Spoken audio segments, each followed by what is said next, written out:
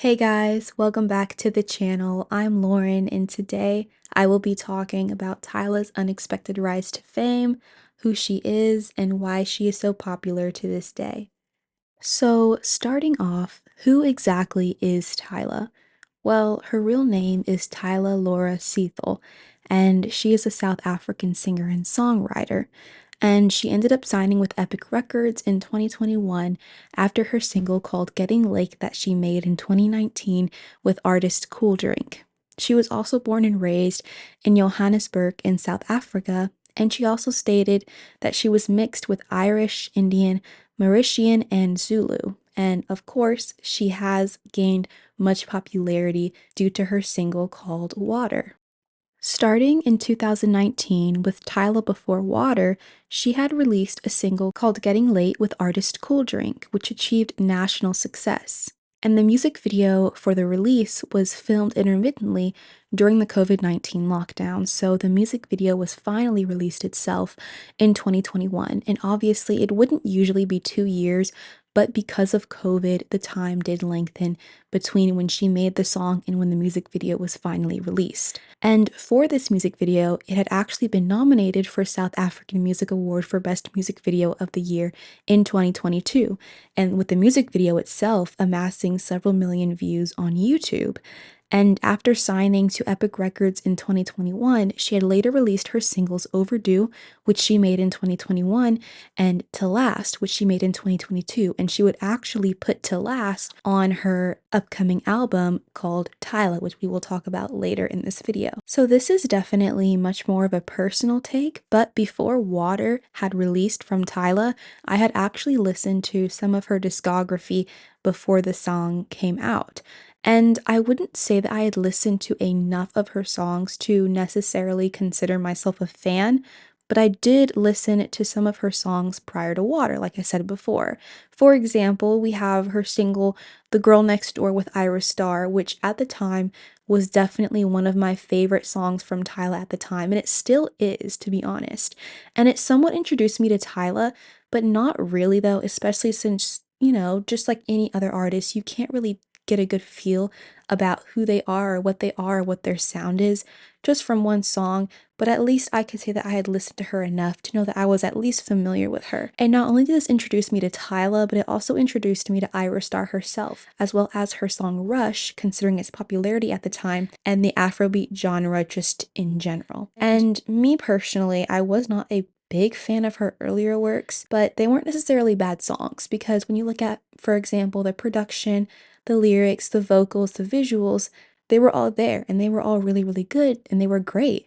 However, it just wasn't my cup of tea, and that's completely okay. And it doesn't mean that they were bad songs either. And when Water released, I do have to say, I didn't really realize that it was Girl Next Door Tyla, if you know what I mean. I didn't realize that it was the same Tyla that was on the single with Ira Starr, now doing the water dance on TikTok. I did not realize that they were the same girl. I just thought that they were two completely different artists, but for some reason I didn't connect the dots until very, very recently, which is kind of embarrassing. But yeah, that's kind of what my thoughts were earlier when Water released before I realized, oh, it's the same Tyla as before. When Water released in 2023, this song put Tyla on the map. And if you were on any kind of social media at the time, you know that this was an absolutely inescapable song. I mean, there were TikTok and Instagram dances of this song suddenly becoming viral, and it seemed like everyone at the time was doing it because, well, they kind of were. And honestly, if you were somehow never ever able to ever hear or know of this song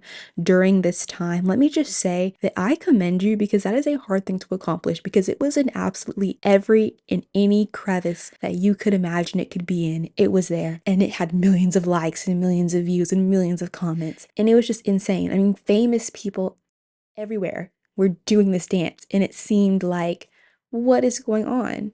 But Tyla needed this. She needed it. And once again, we have TikTok and Instagram catapulting these new artists into stardom and fame, with many of them deserving of it. And when I think of such a prime example of this, I think of Tinashe's Nasty. I think that's how you pronounce her name. I'm not sure.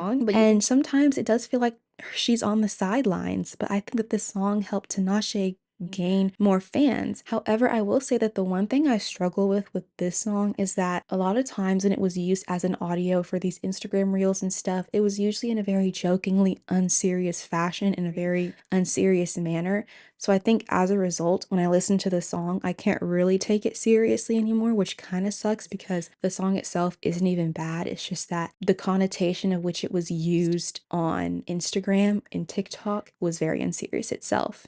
And it just made the song sound goofy, even though it was probably a pretty serious song, I would say, that she really wanted to do well, which I'm sure it did do well because of, the Instagram audios and TikTok audios, of course. But I just think that I struggle taking it seriously, me personally. However, going back to Tyla, I feel like Water was what she needed and what she needed to get a huge jump start in her career. I mean, the trend itself, only by itself from the videos and the dances, amassed millions of views across multiple social media platforms. And the song itself is a certified multi-platinum in multiple countries, including South Africa and the United States, and a certified diamond in Brazil as well. And the song itself also topped Rolling Stone's list of the 40 best Afropop songs of 2023, also with Tyla earning a Grammy Award for Best African Music Performance. And honestly, at this point, I am just so incredibly proud of Tyla, and it's so crazy to think that at some point she probably wouldn't or couldn't even imagine that she would ever receive a Grammy this soon. Most artists naturally are going to think, oh, this is going to happen down the line in a few more years and I have all these followers and I'm so popular and stuff and doing all these tours and live performances. But with Tyla, it just happened. And I think for her it was so unexpected, but it was so warranted to me, in my opinion, because it's a great song and she's a hard worker. So I love it for her. And as a result, she started doing more live shows, for example, when she was on The Bianca Show and The Jimmy Fallon Show, and eventually also doing a remix version with Travis Scott. And while Tyla's track record during this time seemed to be pretty clean, obviously social media cannot go one day without demonizing artists. So Tyla did receive some backlash in December of 2023 when she had posted a video of herself doing her hair and calling herself colored. However, Tyla did later clear this up and explain that it meant that she came from differing cultures and ethnicities. And personally, I think that people were just way too quick to jump onto Tyla, considering that she is from South Africa and words that might be offensive in America might not necessarily be so in other countries. I mean, she was born and raised in Johannesburg, like I said before, in South Africa. So she's taught South African history and she's taught African history. She's probably not taught extensively about American history or the United States, which is fair. Just like in the United States, we're not taught extensively about South African history. Most of the time, the default history class or history lesson that we get is going to be about our country or our state. And Tyla, obviously, I'm sure that she knows slavery exists, racism is bad. Obviously, she knows that, as most people do. However, I don't think that it's fair for us to expect certain things out of her, like knowing multiple nuances and knowing certain language that's rooted in a certain time in the United States in the history of America, like the Jim Crow era, and that's where that word comes from.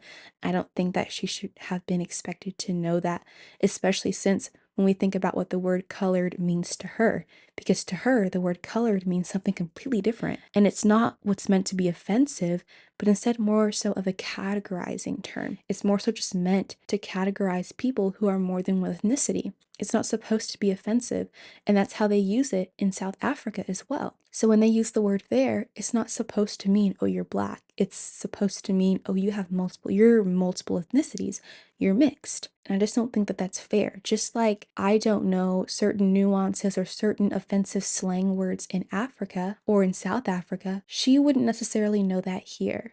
I don't think that that's fair to expect her to know that. And people just need to understand that America is not the only country that exists in the world, and that other people might not be completely aware of our history, which is totally okay, especially if they were born and raised in completely different environments or countries like Tyla was. And in general, I do think that this was a learning moment for Tyla, especially as an artist and, as someone who's going to be on social media a lot. But I still think that people shouldn't have been demonizing her like they did. However, this controversy luckily didn't seem to stop Tyla and her motivation. Therefore, in March of 2024, she released her debut album called Tyla, which in my opinion is an absolute no-skip album. And to be honest, I loved each and every one of her songs on that album, and I could tell that she was constantly getting better at her craft. I mean, when you compare her earlier songs to just one of her songs on the album, you can just tell how much confident she has become of an artist and how much she has blossomed and pretty much just flourished and grown just as an artist and really just stepped into herself. And it's like two completely different artists, but in a good way, because you can tell she's still being herself. She's just really starting to come into herself, and I love that for her. And in 2024, she went on to receive the most awards at the BET Awards show that year, tying with Usher and Victoria Monet. And this was also where she would perform a live performance of Jump, which I absolutely love, with Skillibeng and Gunna. And this was actually also the first performance of this song, Jump. But the question still remains, why is Tyla so popular?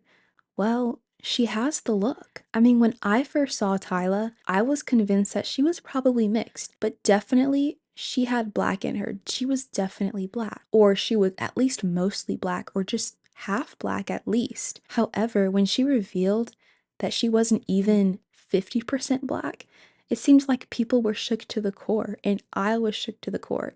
I mean, like I said, she is mixed with Irish, Zulu, Indian, and Mauritian. And it just absolutely amazed me that only a tiny percentage of that was actually black. And it was even more so obvious that she wasn't completely black when she spoke, especially since she admittedly sounded Indian in her interviews, which was very different from how she sang. From how she sings to how she interviews or how her real voice just sounds, it's like two completely different people, and I was shocked when I heard her voice. And don't get me wrong, I absolutely love her voice. I love it. It just shocked me, and it was different, and I was surprised. And from her accent to her ethnicity, people were intrigued and they wanted to know more about Tyla. Who is this girl? And she confused people in the best way possible, because she certainly fooled me, for sure. And when you think about Tyla, she isn't just a copy paste pop girl that went viral on TikTok or Instagram, but instead she has a story that you want to invest in, that you want to keep listening to her, you want to keep hearing what she has to say. And she also has united so many South Africans across the world, and also as a person in general, just having this humble energy to her as well. And she allowed people like me, and I'm sure other fans as well, to dive deeper into the Afrobeats genre as a whole and discover new artists as well. And as a person and as an artist, she's captivating and she draws people in, and she still does to this day. And in a climate such as 2024, when music is admittedly becoming boring and copy paste like, Tyla was and still is like a breath of fresh air. So yeah, guys, I hope you enjoyed the video today. It was so fun to dive into one of my favorite artists. Don't forget to like, comment, and subscribe, and I will see you guys later.